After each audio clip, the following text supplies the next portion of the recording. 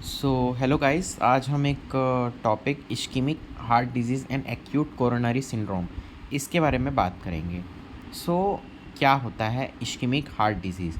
ये एक ऐसी कंडीशन रहती है जिसमें जो ब्लड सप्लाई होता है वो सही नहीं होता, और ऑक्सीजन जो होता है, जो मायोकार्डियम होता है, जो मसल होते हैं हार्ट के, उसमें सही से ऑक्सीजन की सप्लाई नहीं हो पाती। इससे क्या होता है कि मायोकार्डियल ऑक्सीजन सप्लाई और उसकी डिमांड के बीच में एक इम्बैलेंस क्रिएट होता है, जिससे इश्केमिक हार्ट डिजीज़ जो है पेशेंट को होती है। अब क्या होता है कि दो कैटेगरीज़ में जो इश्केमिक हार्ट डिजीज़ के पेशेंट्स हैं वो आते हैं। एक तो coronary chronic coronary artery disease, जो बहुत ज़्यादा स्टेबल एंजाइना, मतलब कि एक कंटिन्यूस पेन जो पेशेंट को होता है उसके साथ एक पेशेंट का कंप्लेन आएगा, और एक एक्यूट कोरोनरी सिंड्रोम्स के साथ आएगा। ठीक है। पेशेंट्स जिसके में एक्यूट मायोकार्डियल इन्फाक्शन रहेगा, उसका एसटी सेगमेंट जो है वो एलिवेशन रहता है उसका, जब आप ईसीजी देखोगे तो with unstable angina and non ST segment elevation MI. ठीक है। स्टेबल एंजाइना क्या होता है? तो इसमें क्या होता है कि चेस्ट पेन जो रहता है रेट्रोस्टर्नल रहता है, मतलब आउटसाइड ज़्यादा फील होगा, डल एकिंग रहेगा, कंस्ट्रिक्टिंग एंड बर्निंग पेन रहेगा। ठीक है। तो इसको गैस्ट्राइटिस से फिर वो डिफ्रेंशिएट आपको करना पड़ता है। उसके बाद जो पेन है वो नेक, जॉ, शोल्डर्स और आर्म्स तक रेडिएट होगा, और एक्सरसाइज से और स्ट्रेस से ये जो है बढ़ जाता है, और रेस्ट से और नाइट्रेट्स जैसे ग्लिसरीन ट्राइनाइट्रेट, ये सब जब आप यूज़ अभी देखेंगे आगे, उसके यूज़ से ये पेन जो है वो डिक्रीज़ होता है। ठीक है। Angina is crescendo and decrescendo in nature and typically last for 2 to 5 minutes. मतलब एकदम सीवियर अचानक से आता है, देन फिर वो थोड़ा स्टॉप भी हो जाता है ना। 2 से 5 मिनट्स क्या उसका ड्यूरेशन रहता है। फिजिकल एग्जामिनेशन क्या होता है कि नॉर्मल रहता है जब एसिम्प्टोमेटिक रहता है पेशेंट, है ना। इसमें क्या होगा कि थर्ड और फोर्थ हार्ट साउंड और सिस्टोलिक मरमर जो रहेगा मिट्रल रिगर्गिटेशन में सुनाई देगा। इन्वेस्टिगेशन क्या क्या कर सकते हैं? CBC, urine, blood sugar, lipid profile and X-ray chest PA में बी यूज़फुल, इसमें आप करा सकते हो। ठीक है। ईसीजी में क्या है? एसटी एलिवेशन रहेगा, और डिप्रेशन रहेगा, और टी इन्वर्जन रहेगा। ठीक है। इसके बाद क्या है? एंजाइनल एपिसोड्स के बीच में जो है ईसीजी नॉर्मल आता है। ट्रेडमिल स्ट्रेस टेस्ट जो रहता है ये बहुत सारे उसमें होता है। ठीक है। इकोकार्डियोग्राफी आप करा सकते हो। ठीक है।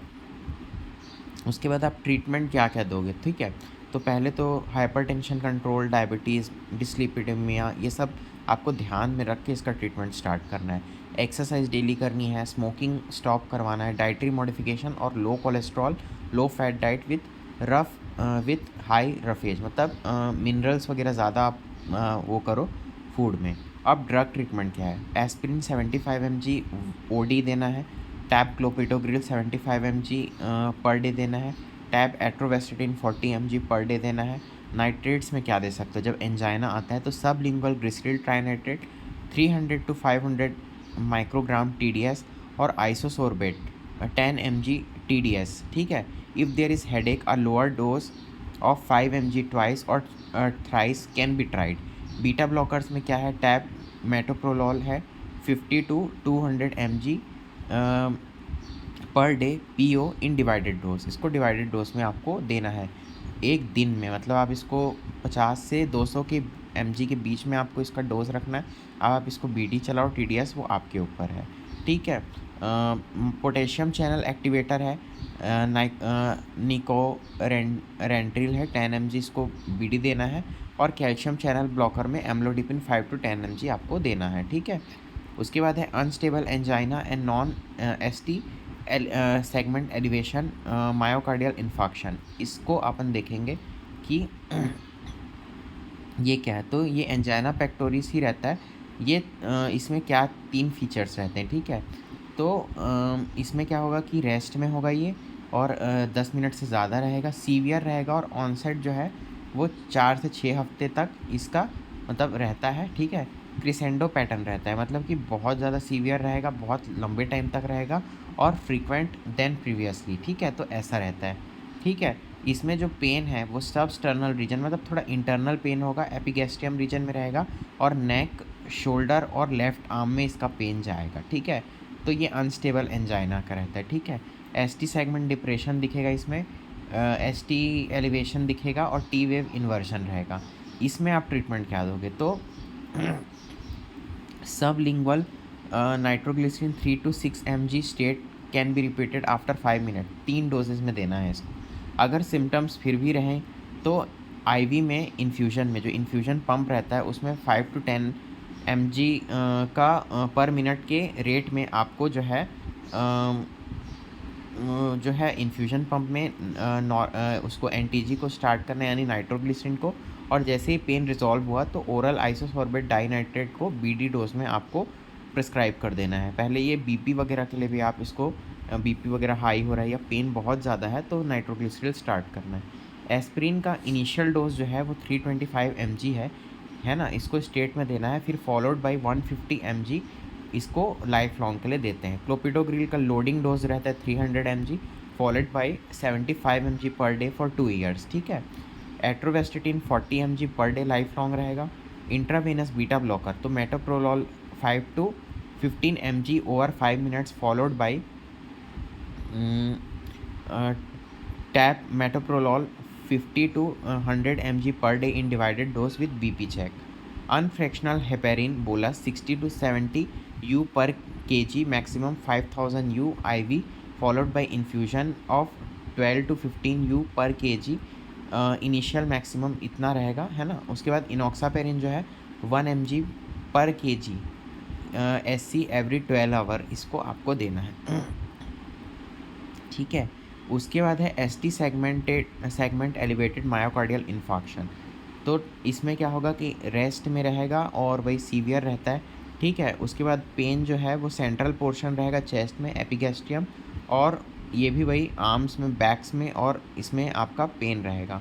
ब्रेथलेसनेस, स्वेटिंग बहुत ज़्यादा होगी, कॉन्शियसनेस लॉस होगा और कन्फ्यूजनल स्टेट रहता है, ठीक है।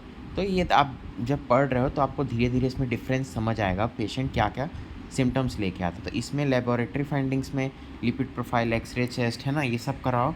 कार्डियक मार्कर्स CPK-MB एलिवेट रहेगा इसमें, ठीक है।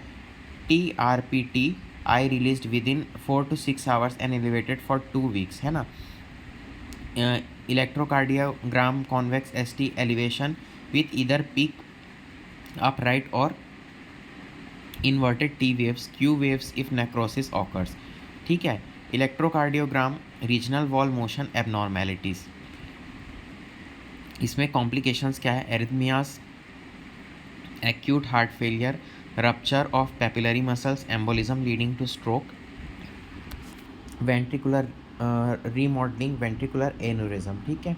ट्रीटमेंट क्या दोगे? तो ऑक्सीजन थेरेपी देना है 2 to 4 लीटर पर minute. Sublingual nitroglycerin 3 to 6 mg stat can be repeat after 5 minutes, 3 doses रहेंगे। सिम्टम परसिस्ट अगर करेगा तो वही इन्फ्यूजन पंप में आपको चालू करना है, और जैसे ही पेन रिजॉल्व होगा isosorbide nitrate 10 mg BD can be given. Aspirin 325 mg then 150 mg, clopidogrel 300 mg then 75 mg BD, ठीक है। Atorvastatin 80 mg then 40 mg HS इसको करना है। रीपरफ्यूजन थेरेपी करना है if presenting with in 12 hours of chest pain with ECG showing ST elevation more than 1 mm, then give injection streptokinase 1.5 million unit over 1 hour। contraindication क्या है कि a history of cerebrovascular hemorrhage at any time, a non-hemorrhagic stroke or other cerebrovascular event within the past year, marked by hypertension at any time during the acute presentation, ठीक है। ऐसे active bleeding इस cases में आपको नहीं देना है streptokinase, क्योंकि वो ब्लड थिनर रहता है। ब्लड बीटा ब्लॉकर में मेटाप्रोलॉल है 25 to 50 mg BD, एटिनोलॉल है 25 to 100 mg OD if pulse rate is more than 60 mm, और BP जो है 90/60 से ज़्यादा रहेगा, लंग फील्ड क्लियर रहना चाहिए, तब आपको यूज़ करना है। ACE इनहिबिटर इनएल्प्रिल 2.5 से 20 mg per day in divided dose, ठीक है।